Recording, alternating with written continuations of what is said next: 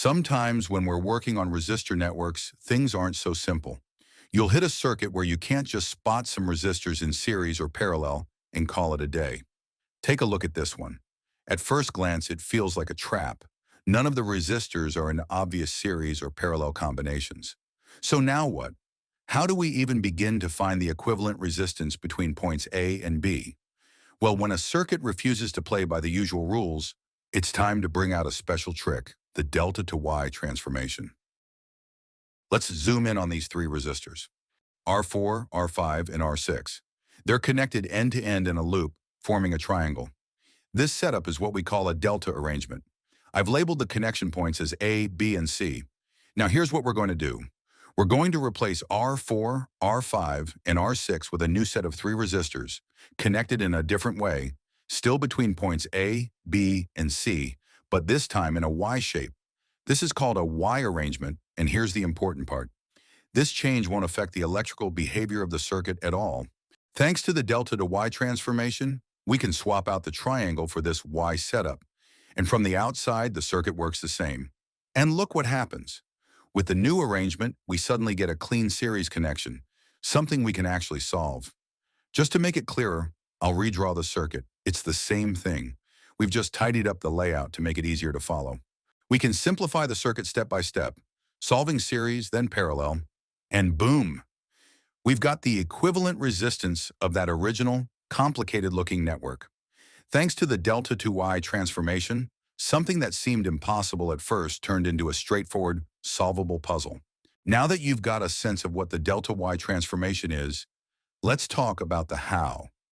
Our goal is to figure out how to swap three resistors in a delta configuration for three new ones in a Y arrangement, or vice versa. But here's the big question.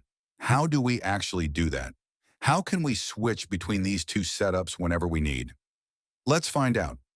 First, we'll label the three connection points in both networks as A, B, and C. Next, here's what we're going to do. We'll pick pairs of points and find the total resistance between those 2 points, assuming the third point is disconnected, and we'll do this for both the delta and Y setups. First, let's ignore point C and measure the resistance between A and B. The equivalent resistance amount these points is RAB. Next, we ignore point A and measure the resistance between B and C. The equivalent resistance between these 2 points is RBC. And finally, we do the same for A and C, calling that one RAC. Now you might be wondering, what's the point of all this? Well, here's the key idea. For the two networks to be truly equivalent, the resistance between each pair of nodes must be exactly the same. In other words, equivalent networks have identical terminal resistance. And once we understand that, we can use those equalities to build the actual transformation formulas. Let's start building relationships. We'll begin by looking at the resistance between points A and B. To do this, we'll assume point C is floating, meaning it's not connected to anything. That simplifies both networks a lot. First, let's look at the delta network. With node C disconnected, the circuit becomes much simpler. We can now clearly see two branches between A and B. In one branch, resistors R2 and R3 are connected in series. We can combine them into a single resistor. Now we're left with two resistors in parallel, and we can use the parallel formula to calculate the total resistance between A and B. Next, let's do the same for the Y network. Since node C is again floating, resistor R6 isn't connected to anything, so we can just ignore it. That leaves us with two resistors, one connected to A and one to B, and these two are connected in series. So the total resistance between A and B is just the sum of those two, and now comes the important part. As we said before, for the delta and Y networks to be truly equivalent, the resistance between A and B must be the same in both cases. That gives us our first equation, a direct relationship between the resistors in the delta network and those in the Y network. Now let's move on to the next pair. Points B and C. Just like before, we'll assume that point A is floating. It's not connected to anything. That simplifies both the delta and Y networks. Let's start with the delta network. With node A out of the picture, the circuit becomes a lot easier to analyze. I'll rotate it slightly here to make it clearer visually. Now look at the path between B and C. There are two branches. In one of them, resistors R1 and R2 are connected in series. We can combine those into a single resistor. Now we're left with two resistors in parallel between B and C, and we can calculate the total resistance using the parallel formula. Next, we do the same for the Y network. With node A floating, resistor R4 isn't connected to anything, so we can ignore it. What's left are two resistors connected from B and C to a common central point, and these two are in series, so we just add them together to find the total resistance between B and C. And now comes the important part again. Since we want these networks to be equivalent, the resistance between B and C must be the same in both cases. And that gives us our second equation, another relationship between the delta and Y resistors. Now let's do the same for the last pair, A and C. We assume point B is disconnected, which simplifies both networks. In the delta setup, R1 and R3 are in series, then in parallel with the other branch, so we can calculate the total resistance. In the Y setup, we ignore R5 and just add the two remaining resistors in series. As before, the resistance between A and C must match in both networks. That gives us our third equation. All right, now we've got everything we need to move forward. If the delta and Y networks are truly equivalent, then they must satisfy the three resistance relationships we just built. Now imagine this.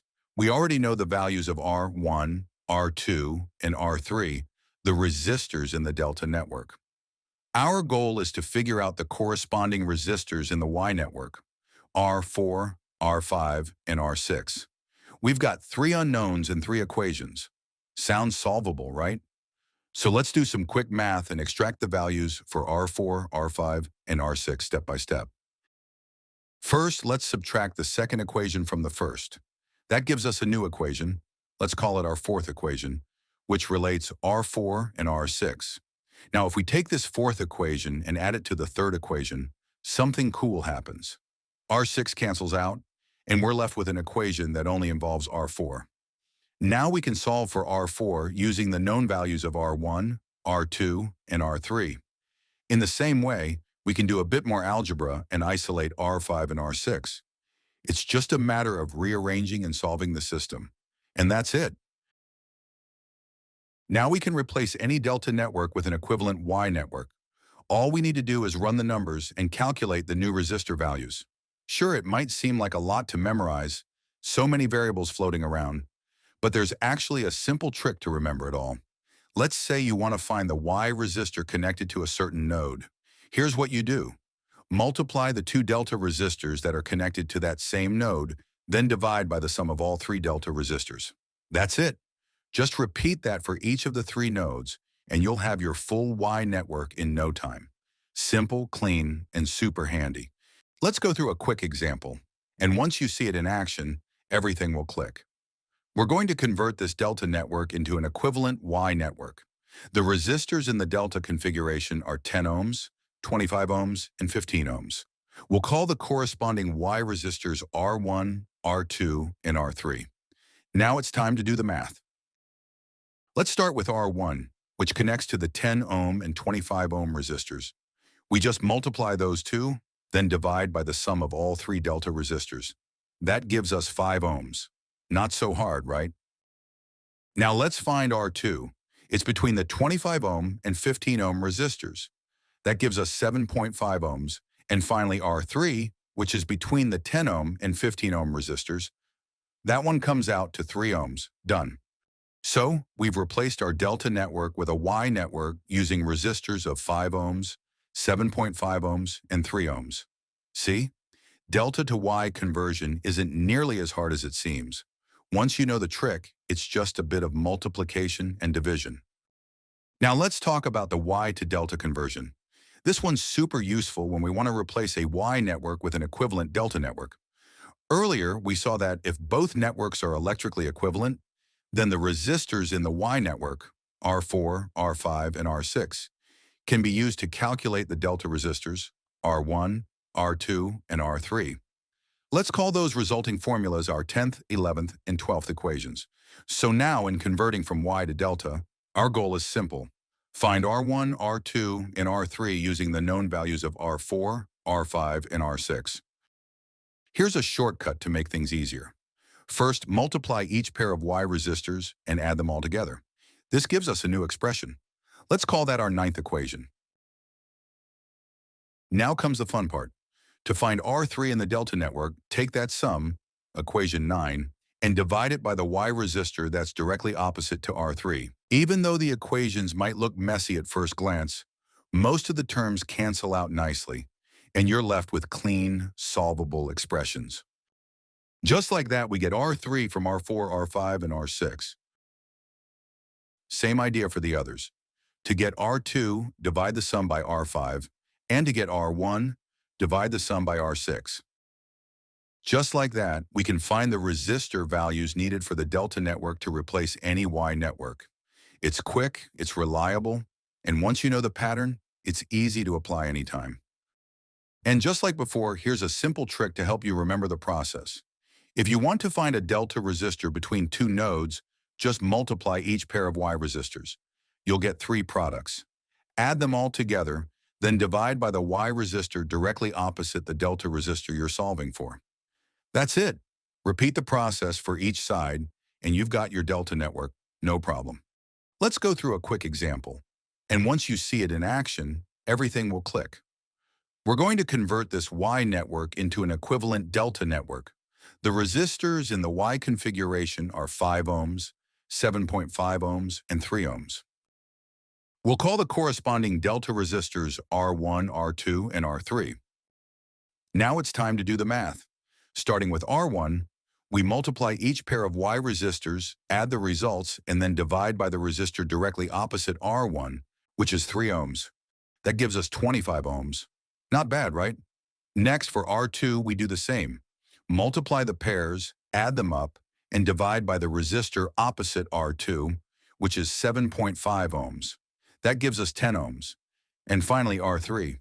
The opposite Y resistor is 5 ohms, and following the same steps, we get 15 ohms. Done. So we've replaced our Y network with a delta network using resistors of 25 ohms, 10 ohms, and 15 ohms. See? Y to delta conversion isn't nearly as hard as it looks. Once you know the trick, it's just some simple multiplication and division. So let's wrap up this lesson with a quick summary. When converting delta to Y, here's the trick. To find the Y resistor connected to a node, multiply the 2 delta resistors connected to that node, then divide by the sum of all 3 delta resistors. And when converting Y to delta, it's just as simple. To find the delta resistor between 2 nodes, multiply each pair of Y resistors, add all 3 products together, and then divide by the Y resistor directly opposite the delta resistor you're solving for. That's it. With these shortcuts, switching between delta and Y networks becomes quick, clean, and totally doable. So that's the end of this lesson. If you find my videos valuable and want to support more content like this, consider joining my Patreon community. And of course, don't forget to like, subscribe, and hit the bell for more clear, educational videos coming your way.